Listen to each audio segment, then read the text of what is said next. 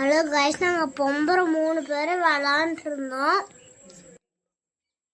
Singapore அங்கேருந்து ஓடி வந்தான்.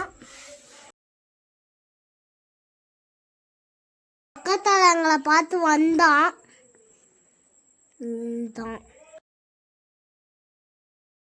பம்பரத்தில் எங்களை சேர்த்துக்கோன்னா என்னைய தரமாட்டேன்னு சொன்னான். உடனே எங்கள் சாட்டையை வச்சுட்டு ஓடிட்டான்.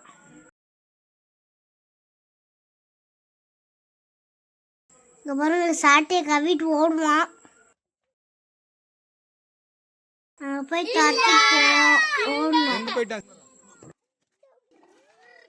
வந்துட்டோம்.